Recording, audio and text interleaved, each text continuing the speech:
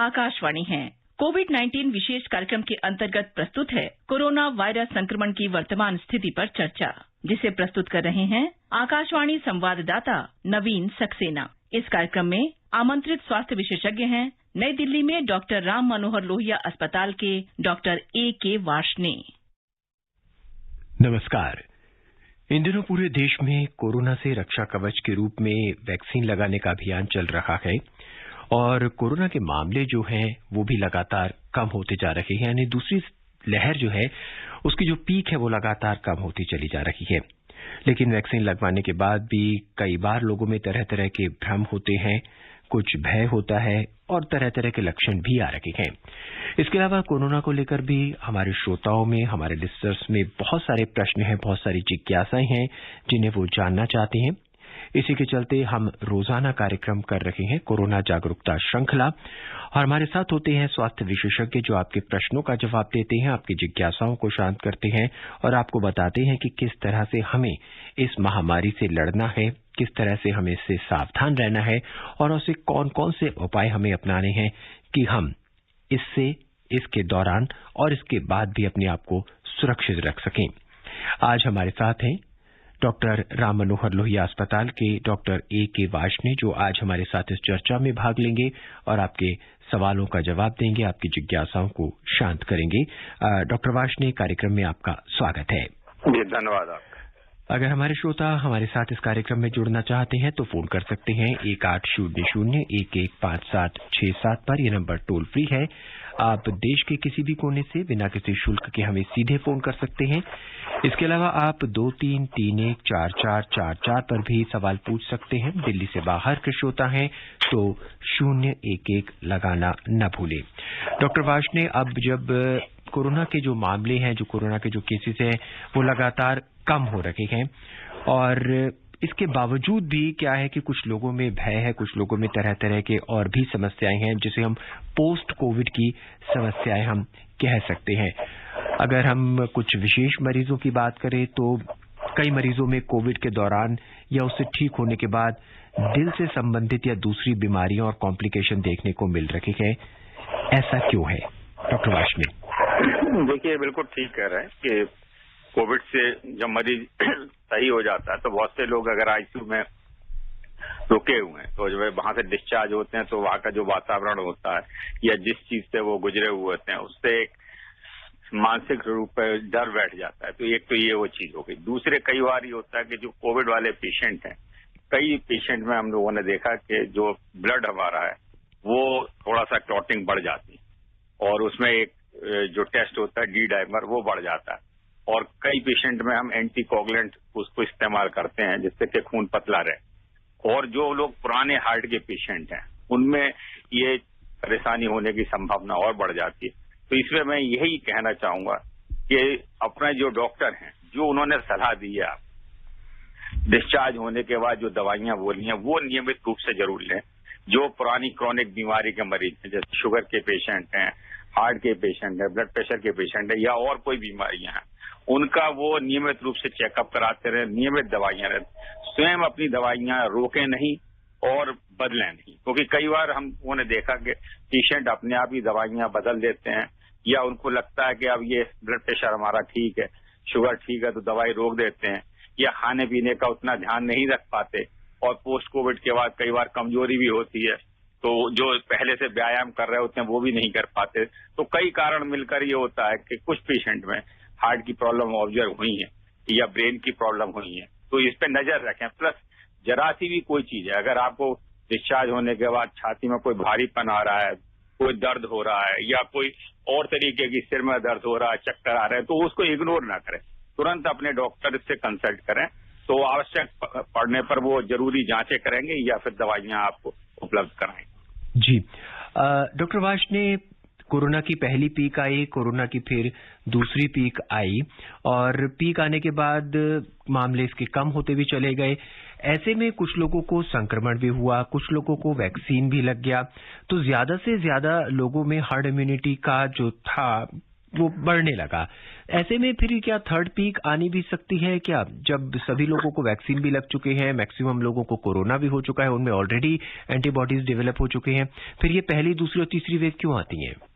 हाँ देखिए, इसमें जो सबसे बड़ी बात है कि जैसे अगर आप इन्फेक्शन की बात करें तो ये इम्यूनिटी हमारे शरीर में एंटीबॉडी तो बन थी, लेकिन अभी साइंटिस्टों में इस बात पे पूरी डिबेट चल रही है कि ये एंटीबॉडी कितने दिनों तक रहती है। क्योंकि उनका मानना है कि भाई 3 महीने रह सकती हैं या 6 महीने रह सकती हैं, क्योंकि ये पूरी तरीके से टेस्ट वगैरह तो हर एक में हुआ नहीं कि एंटीबॉडी, तो ये मान के चलते हैं कि भाई 3 महीने तक तो कम से कम रहेंगे। तो अगर वो एंटीबॉडी 3 महीने के बाद खत्म हो जाती, क्योंकि ये इन्फेक्शन अभी देखिए नया इन्फेक्शन है, पूरी जानकारी नहीं। बहुत से इन्फेक्शन ऐसे होते हैं कि अगर आपको, जैसे मैं डेंगू की बात करूं, डेंगू की 4 वैरायटी होती है, लेकिन जिस वैरायटी से अगर आपको एक बार इन्फेक्शन हो गया तो जो वो एंटीबॉडी बनती है वो लाइफ लॉन्ग हो, फिर उस तरीके का उस डेंगू के वायरस से आपको इन्फेक्शन दोबारा नहीं हो पाएगा। परंतु इस वायरस का भी हम नहीं कह सकते, इसमें एंटीबॉडी हो सकता है केवल आपको 3 महीने बने। तो अगर 3 महीने के बाद एंटीबॉडी खत्म हो जाती है, तो अगर आप फिर से कोविड एप्रोप्रिएट बिहेवियर नहीं अपनाते, फिर से एक्सपोजर हो जाते हैं, तो दोबारा आपको इन्फेक्शन हो सकता है। इसी तरीके से वैक्सीनेशन की बात है। देखिए, वैक्सीन पे भी अभी जो है हमारी रिसर्च चल रही है, क्योंकि ये हम सबको पता है कि जितनी भी वैक्सीन पूरे वर्ल्ड में दी गई, इनका इमरजेंसी ऑथराइजेशन हुआ है।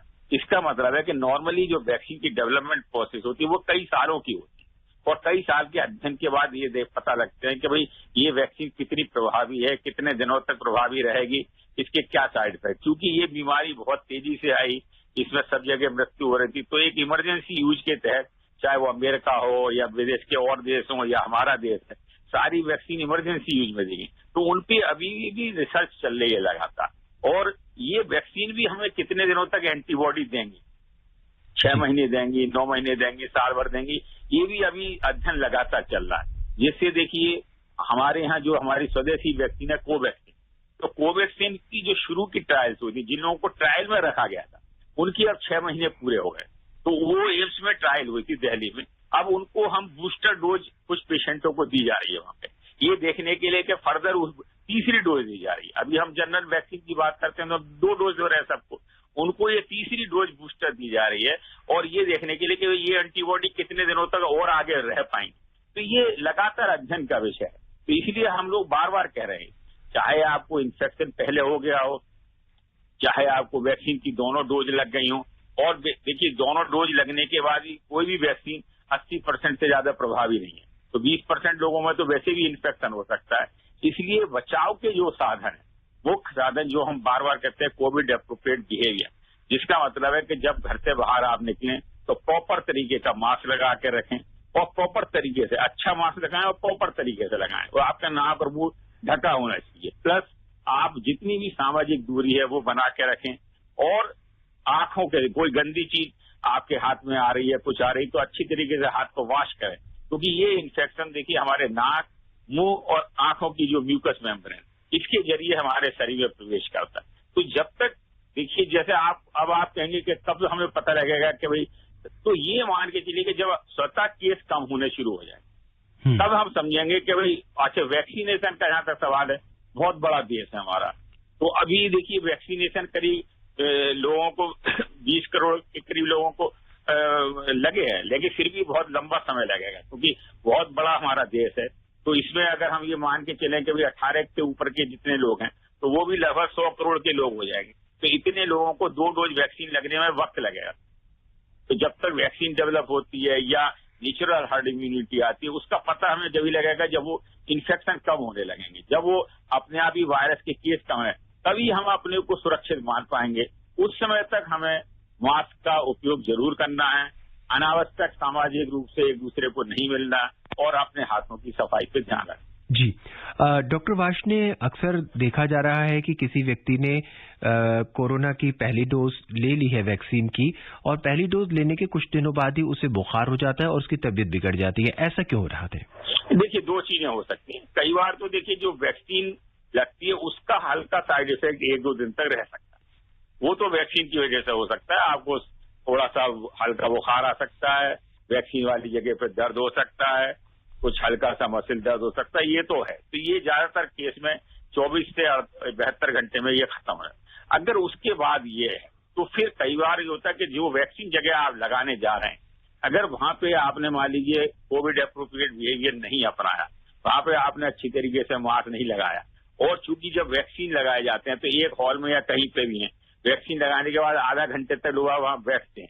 अगर उस आधा घंटे में देखिए कुछ लोगों को मामूली लक्षण हो या एसिम्प्टोमेटिक पेशेंट है, उनको इन्फेक्शन है, उनको नहीं पता, अब उसके क्लोज कॉन्टेक्ट में आ गए तो हो सकता है वहां पे वैक्सीन लगाने गए लेकिन आपका एक्सपोजर हो गया और आपको जो है इन्फेक्शन हो गया, और वो आपको फिर 4-5 दिन के बाद वो इन्फेक्शन का इंक्यूबेशन पीरियड हो जाएगा, तो वो आपको कोरोना हो गया। ऐसे कई पेशेंट मेरे पास भी आए और हम सब लोग देख रहे हैं कि वैक्सीनेशन सेंटर से आप इन्फेक्शन लेके आ गए। तो ये भी बहुत ध्यान रखने की जरूरत है कि जब आप वैक्सीनेशन सेंटर जा रहे हैं तो डबल मास्क लगा के जाएं, और जहां तक है कि वैक्सीनेशन सेंटर पे भी जितनी पॉसिबल है वो दूरी बना के रखें, और ये कोशिश करें किसी तरीके से अगर कोई व्यक्ति, उनको भी हम सावधान कर दें कि अगर किसी व्यक्ति को लक्षण, देखिए अगर ये सिम्टोमेटिक है तब तो पहचान करना मुश्किल है, लेकिन अगर किसी को उस समय बुखार चल रहा है, कोई इन्फेक्शन चल रहा है, तो वो लोग वैक्सीनेशन के लिए ना जाए उस समय, क्योंकि हो सकता है उनको वो कोरोना हो और वो दूसरों को वहां पे कोरोना दे आए। तो ये अगर हम सब सावधानियां रखेंगे तो इस चीज को रोक पाएंगे।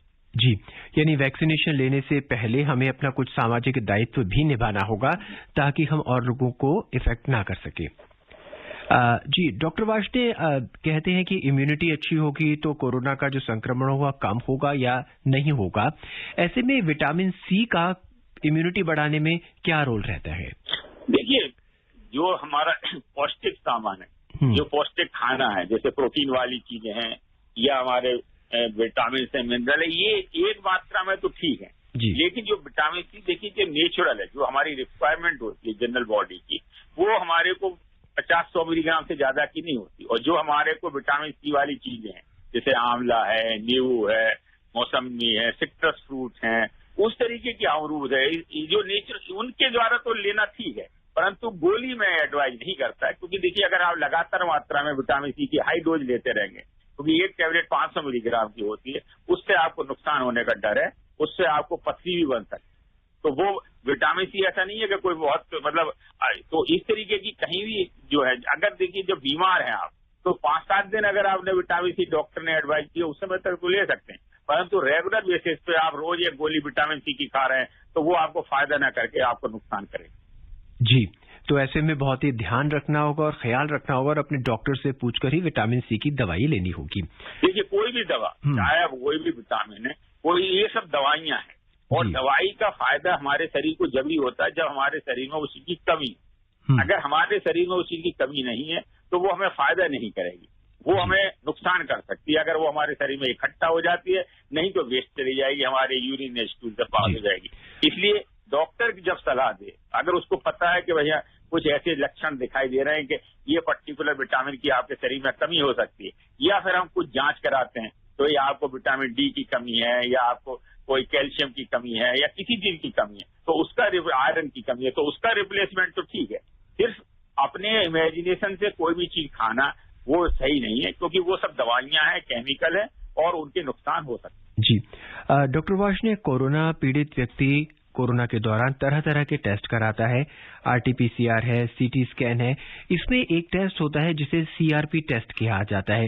ये टेस्ट किस तरह का मददगार होता है इन्फेक्शन के इलाज में? देखिए बहुत अच्छा सवाल आपने कहा, क्योंकि देखिए कोरोना की बेसिकली क्या होता है, 2 फेज। सबसे पहले तो ये इन्फेक्शन हमारे शरीर में गले से नाक से जाता है और हल्का इन्फेक्शन होता है। 85 से 90% केस में आप मानिए कि ये बड़ा हल्का सा, जैसे जुकाम खांसी जो नॉर्मल हमारी होती है उसी तरीके का इन्फेक्शन होता है। आपको एक बुखार आएगा, शरीर में दर्द होगा, गले में खांसी होगी, और लगभग ये 5 से 6 दिन में ये व्यक्ति ठीक हो जाते हैं। कुछ परसेंट, लगभग 15% लोगों में ये इन्फेक्शन अपना सीवियर रूप ले लेता है और ये हमारे लंग्स में चला जाता है, और उस समय फिर क्या होता है, ये वहां पे इन्फ्लामेशन, एक तरीके की सूजन शुरू कर देता है, और हमारा शरीर उससे लड़ने के लिए जब तेजी से काम करता है तो उसमें इन्फ्लामेटरी मार्कर्स होते हैं, वो हमारे शरीर में बढ़ जाते हैं। तो उस समय होता क्या है कि हमारा शरीर चूंकि उससे लड़ने की कोशिश कर रहा, तो उस समय हमारा फीवर तेज होना, अगर 5-6 दिन के बाद आपका बुखार खत्म होने की जगह और तेज बढ़ना शुरू हो गया, 102, 103 हो गया, और आपको सांस लेने में तकलीफ होने लगी, आपका ऑक्सीजन लेवल करने लगा, तो उस समय ये टेस्ट हम कराते हैं। तो जो CRP एक टेस्ट होता है वो हमारे शरीर में इन्फ्लामेशन का मार्कर है कि आपके शरीर में लगातार वायरस एक्टिव हो रहा है और शरीर आपका ओवर एक्टिव हो रहा है। तो ये मार्कर डेफिनेटली हमें एक इन्फॉर्मेशन देता है कि CRP लेवल बढ़ रहे हैं, इसका मतलब इन्फ्लामेशन गोइंग ऑन हो है। और इसी तरीके से दूसरा टेस्ट जैसे मैंने पहले बताया था क्लॉटिंग के बारे में, D-डाइमर, वो ये होता है हमारे शरीर में बताया गया भाई क्लॉटिंग। तो ये 2 टेस्ट बड़े इंपॉर्टेंट होते हैं। अगर ये 2 टेस्ट बड़े हुए आते हैं तो ये वो स्टेज होती है जिसपे हम डॉक्टर आपको आवश्यक रूप से जो है कुछ नियमित मात्रा में स्टेरॉइड की दवाइयां इस्तेमाल करने के लिए बताते हैं, जिससे कि हमारे शरीर का इन्फ्लामेशन रोका जा सके, या एंटीकोगुलेंट दवाइयां देते हैं जिससे क्लॉटिंग रोका जा सकते हैं। क्योंकि तो उसी स्टेज पे अगर हम इन्फ्लामेशन को रोक लेते हैं या क्लॉटिंग को रोक लेते हैं तो जो उसके फर्दर कंसिक्वेंस होते हैं, जो फर्दर लंग का डैमेज होता है, वो कुछ हद तक रुक जाता है और ये लाइफ सेविंग ड्रग है। तो ये बहुत इंपॉर्टेंट टेस्ट है और ये 5-6 दिन के बाद अगर बुखार नहीं उतरता तो डॉक्टर लोग कराते हैं। लेकिन इसमें मैं फिर वही कहूंगा कि ये आपके डॉक्टर को डिसाइड करने दीजिए कि उसको किस स्टेज पे कौन से टेस्ट कराने हैं, किस स्टेज पे उसको जो है दवाइयां आपको स्टेरॉइड देनी है, एंटीकोगुलेंट देने हैं, किस स्टेज पे आपको जो है वो CT स्कैन की जरूरत है। हाँ, सिर्फ जो आपको मॉनिटर करना है वो यही मॉनिटर करना है कि अपना बुखार मॉनिटर करना है। अगर 6 दिन के बाद आपका बुखार बढ़ना शुरू हो जाता है तुरंत अपनी डॉक्टर को बताएं। इसी तरीके से पल्स ऑक्सीमीटर से अपना ऑक्सीजन सैचुरेशन नापना है। अगर ऑक्सीजन सैचुरेशन 94% से नीचे होता है तुरंत डॉक्टर को बताएं, तो वो फिर बाकी टेस्ट डिसाइड करेगा और बाकी ट्रीटमेंट डिसाइड करेगा। जी, इस समय आप सुन रहे हैं कोविड-19 पर विशेष फोन इन कार्यक्रम और आपके सवालों का जवाब देने के लिए हमारे साथ मौजूद हैं डॉक्टर राम मनोहर लोहिया अस्पताल के डॉक्टर A.K. वार्ष्णेय। आप इस कार्यक्रम का हिस्सा बनना चाहते हैं तो फोन कर सकते हैं 1800-115767 पर। इस बीच आइए सीधे कोलकाता चलते हैं और वहां से हमारे पहले कॉलर शुभ्रत हमसे जुड़ चुके हैं। शुभ्रत जी, स्वागत है आपका आज के इस कार्यक्रम में। क्या जानना चाहते हैं? सर नमस्कार। डॉक्टर साहब को मेरा नमस्कार। जी नमस्कार। सर मेरा सर पहला क्वेश्चन यही था कि सर हमको जैसे कि देखते हैं हमारे दोस्त को या कई लोगों को देखते हैं ना, उनका जो माइल्ड सिम्टम होता है उन लोगों को या दोस्त को भी, तो जो हम कहते हैं कि होम प्रिकॉशन 8 to 10 डेज से लेना चाहिए। तो होम प्रिकॉशन लेने के बाद तो हमारा इम्यूनिटी बूस्ट होगा, लेकिन हमारी इम्यूनिटी बूस्ट हो जाएगा फिर हम रुक जाएंगे, फिर हम दूसरों को तो इन्फेक्ट कर सकते हैं, दूसरों को तो पहचान कर सकते हैं ना, जिन लोगों के भी दोस्त को या मुझे पहचान कर सकते हैं। उस चीज को काउंट कैसे करें? और सर दूसरा क्वेश्चन ये था कि सर जो ब्रेस्ट फीडिंग सर जो कि वुमेन्स होते हैं वही लोग वैक्सीन ले सकते हैं कि नहीं सर? जी डॉक्टर वार्ष्णेय, इनका सवाल है कि माइल्ड सिम्टम्स हैं, 8 से 10 दिन अपने आप को उन्होंने आइसोलेट भी कर लिया, अब उन्हें कैसे पता चलेगा कि वो अपने दूसरे परिवारजनों को या दोस्त को या किसी और व्यक्ति को अब संक्रमित नहीं कर सकते हैं? हाँ, देखिए बहुत अच्छा सवाल इन्होंने कहा कि जो भी माइल्ड अगर इन्फेक्शन है, आपको हल्का शुरू में बुखार आया, गले में खांसी है, तो जैसा मैंने पहले ही कहा ज्यादातर केस में जो है ये हल्का इन्फेक्शन होता है, वहां पे हम होम आइसोलेशन को एडवाइज करते हैं। अगर आप बहुत ज्यादा बुजुर्ग नहीं है, 60 साल के ऊपर के हैं या आपको कोमोर्बिडिटीज है, डायबिटीज वगैरह है, जहां पे इलाज नहीं हो सकता, उनको हम इंस्टीट्यूशनल कहते हैं कि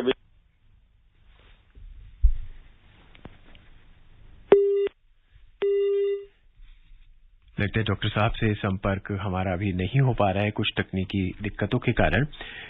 हम अपने सुनने वालों को बता दें कि केंद्र ने वरिष्ठ नागरिकों और दिव्यांगजनों के घर के नजदीक टीकाकरण केंद्र बनाने के लिए दिशा निर्देश जारी कर दिए गए और ये भी बताया गया है कि 60 वर्ष से अधिक ऐसे लोग जिन्हें टीका नहीं लगा है या फिर पहला टीका लग चुका है और 60 वर्ष से कम उम्र के सभी दिव्यांगजन सुविधा के पात्र होंगे। और इस बारे में केंद्रीय स्वास्थ्य मंत्रालय ने राज्यों और केंद्र शासित प्रदेशों को दिशा निर्देश जारी कर दिए और इन दिशा निर्देशों के अनुसार घर के नजदीक जो टीकाकरण केंद्र होगा मौजूदा टीकाकरण केंद्रों के साथ संबद्ध किए जाएंगे और प्रत्येक केंद्र पर डॉक्टर सहित जो है वो 5 सदस्य होंगे। इन दिशा निर्देशों में राज्यों से वरिष्ठ नागरिकों को टीकाकरण के लिए आने जाने की सुविधा भी उपलब्ध कराने के लिए कहा गया है। स्वास्थ्य मंत्रालय ने सभी राज्यों और केंद्र शासित प्रदेशों के संबंधित अधिकारियों को दिशा निर्देशों पर अमल करने को कहा है और आवश्यक कार्रवाई करने के भी निर्देश दिए हैं। और अभी जिस तरह से हमारे डॉक्टर साहब से बात हो रही थी वो हमें बता रहे थे कि अगर किसी व्यक्ति के माइल्ड सिम्टम्स हैं या किसी व्यक्ति में जो मॉडरेट सिम्टम्स है और वो आइसोलेशन में रहता है, तो उन्हें किस तरह से उसका पता चलेगा कि उनका जो संक्रमण है वो ठीक हो चुका है और ये ठीक हुआ जो संक्रमण है वो और लोगों को नहीं फैला सकते हैं। इसके अलावा डॉक्टर साहब ने हमें ये भी बताया कि आरटीपीसीआर और सीटी स्कैन तो हम जानते ही हैं, सीआरपी टेस्ट क्या होता है और ऐसे कौन कौन से आवश्यक टेस्ट हैं जो हमें इस दौरान कराने चाहिए ताकि हम जो है इन सब से बचे रहें और बहुत जल्द से जल्द हमें कोरोना के संक्रमण के बारे में पता चल जाए और इसका हम जो है लाभ उठा सके और अपने स्वास्थ्य की देखभाल कर सके। इसके अलावा भी ऐसे बहुत से सवाल हैं जिन्हें लेकर हम लगातार चर्चा करते आ रहे हैं कोरोना के बाद के और कोरोना काल में। डॉक्टर वार्ष्णेय, हम आपसे जानना चाहेंगे, कोलकाता से शुभ्रत जी ने एक और सवाल हमसे पूछा था। वो जानना चाहते थे कि जो लैक्टेटिंग मदर्स होती हैं, स्तनपान जो महिलाएं करा रही होती हैं, क्या उनको भी टीका लग सकता है? मैं क्या फिर से रिपीट करें क्वेश्चन? जी, वो जानना चाहते थे कि जो लैक्टेटिंग मदर्स हैं, जो स्तनपान कराती हैं महिलाएं, क्या वो भी टीका ले सकती हैं? हाँ बिल्कुल। देखिए, ये अभी जो नई गाइडलाइन आई है गवर्नमेंट की, उसके हिसाब से जो दुग्धपान करा रही महिलाएं वो अब ले सकती हैं, लेकिन जो अभी गर्भवती महिलाएं उनके लिए अभी रिकमेंडेशन गवर्नमेंट ने नहीं किया। जी, हमारे अगले श्रोता हैं दिल्ली से धर्मवीर। आइए सुनते हैं उनका क्या प्रश्न है। कार्यक्रम में आपका स्वागत है। नमस्कार डॉक्टर साहब। नमस्कार। कार्यक्रम बहुत महत्वपूर्ण है सर, इसका समय 1 घंटा बढ़ाएं तो बहुत अच्छी बात है। और कहने का ये है कि जैसे ब्लड फंगस के बारे में बताते हैं कि दांत, आंख और ब्रेन में जाता है, तो ऐसी प्रॉब्लम में दिल्ली में जैसे दांतों के हॉस्पिटल और आंखों के हॉस्पिटल में बंद हुए हैं, तो ऐसे में ये कहाँ पेशेंट जाए अगर ऐसी दिक्कत आती है? तो दूसरी बात ये है कि जैसे इसको डायबिटीज है, डायबिटीज के बाद इसको डायबिटीज की दवा खाने के बाद वैक्सीन टीका लगवाना जाना चाहिए कि कैसे इसको परहेज करके जाना चाहिए? ये दो बातें। धन्यवाद जी। डॉक्टर वार्ष्णेय, ये जो ब्लैक फंगस से संबंधित आपने सवाल किया, डेफिनेटली जो पेशेंट आजकल आईसीयू में एडमिट हो रहे हैं और खासतौर से डायबिटीज वाले पेशेंट हैं, वहाँ पे चूंकि हम लोग स्टेरॉइड की दवाइयाँ डॉक्टर लोग काफी इस्तेमाल कर रहे हैं और कई बार डायबिटीज उनकी कंट्रोल नहीं हो पा रही, और ऐसे में देखा गया है कि सडनली जो है फंगस इन्फेक्शन, ये फंगस इन्फेक्शन तो देखिए पहले भी होता है, हवा में ये फंगस के स्पोर होते हैं या गंदगी पड़ी होती है, फल के सब्जियों पड़े होते हैं या गोबर वगैरह, तो सब जगह ये हवा में होते हैं और ये उन लोगों को ज्यादा इन्फेक्ट कर रहे हैं जो डायबिटीज जिनके अनकंट्रोल्ड है या जिनको ज्यादा मात्रा में स्टेरॉइड यूज किया गया, या कई आजकल ऐसी भी कुछ है कि जिन लोगों को जिंक बहुत ज्यादा मात्रा में जिन्होंने लिया उनको भी ये, क्योंकि फंगस जो है वो जिनके शरीर में ज्यादा उस पर भी ज्यादा ग्रो कर रहा है, तो ये तो उसके कारण रहा है। जहां तक आपने बताया कि डेफिनेटली अगर आपके नाक से कोई खून आ रहा है या काला कोई चीज आ रही है या आपके नाक में दर्द हो रहा है या आपकी आंखों में दर्द हो रहा है, एक तरफ सूजन आ रही है, सिर में दर्द आ रहा है, तो तुरंत ही इस समय अपने डॉक्टर को सूचित करें और वो नाक की स्क्रैपिंग वगैरह लेके उसका टेस्ट करके ये पता लगा सकते हैं या एंडोस्कोपी नेजल करके कि ये फंगस है या नहीं। अगर बहुत जल्दी इलाज शुरू किया जाता है तो इससे हम काफी हद तक इसका इलाज कर सकते हैं। अगर ये फैल जाता है, ब्रेन में चला जाता है या आंखों की पीछे की हिस्से में पूरी आंख डैमेज कर देता है, तो फिर सर्जरी करके इसको निकालना पड़ता है काफी हिस्से को, और फिर काफी % केस में दवाइयां भी कामयाब नहीं हो पाती और मृत्यु होने का डर रहता है। डॉक्टर वार्ष्णेय, किसी एक व्यक्ति को अगर म्यूकरमाइकोसिस हो गया है और वो ठीक हो गया है, तो क्या उसको फिर दोबारा होने के चांसेस रहते हैं क्या? देखिए, ऐसा होता है कि म्यूकरमाइकोसिस कोई भी फंगल इन्फेक्शन या कोई भी इन्फेक्शन है, अगर आपके शरीर की इम्यूनिटी कम हो गई, देखिए नॉर्मल व्यक्ति को कभी भी नहीं होती फंगस इन्फेक्शन, क्योंकि उसका शरीर हमेशा उससे लड़ने के लिए मजबूत रहता है।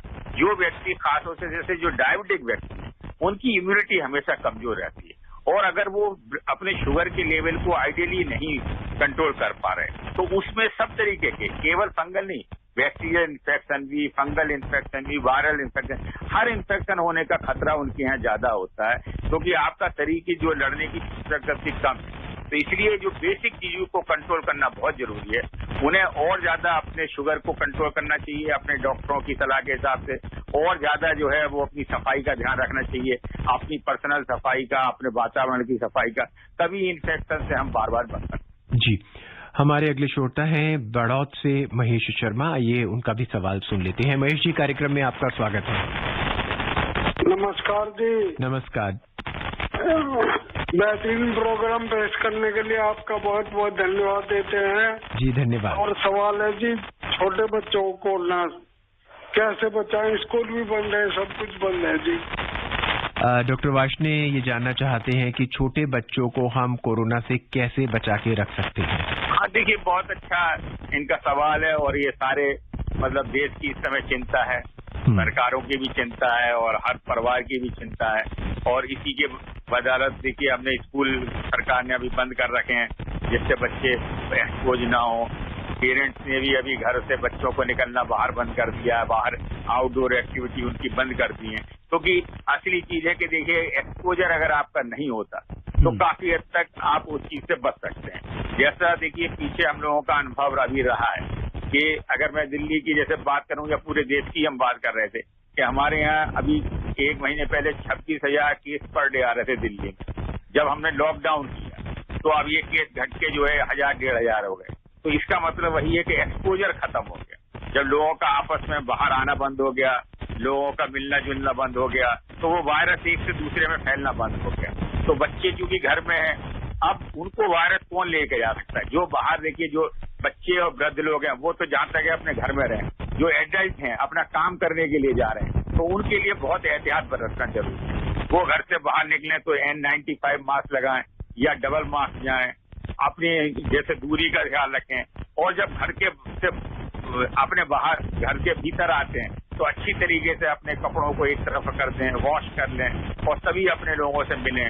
और अगर उनको किसी भी तरीके के हल्के से भी सिम्टम लगे तो तुरंत ही अपने को आइसोलेट कर लें, अपने परिवार के और लोगों से ना मिलें जिससे कि इन्फेक्शन ना फैलाए। या और वैक्सीनेशन जिन लोगों को उपलब्ध है तो वो जरूर अपना वैक्सीनेशन कराएं जिससे कि उनकी इम्यूनिटी बढ़ जाए, उनको इन्फेक्शन होने का डर कम से कम हो जाए। ये सब एहतियात हमें रखने पड़ेंगे जब तक कि ये वायरस का प्रकोप कम हो जाता है। और ज्यादातर देश हमारा इम्यूनिटी जैसे आपने हार्ड इम्यूनिटी की पहले बात की, या तो नेचुरल इम्यूनिटी से या वैक्सीनेशन के थ्रू जब ज्यादातर लोग उससे इम्यून हो जाएंगे तब हम शायद जो पुराना जैसा जो हमारा सामाजिक जीवन 2019 का है वो शायद जी पाएंगे। जी डॉक्टर वार्ष्णेय कि अब कोरोना की जो पीक है एक बार फिर हम बात करते हैं कि लगातार कम हो रही है और अब हम यही चाहेंगे कि ये पीक दोबारा ना बढ़े, दोबारा ना आए।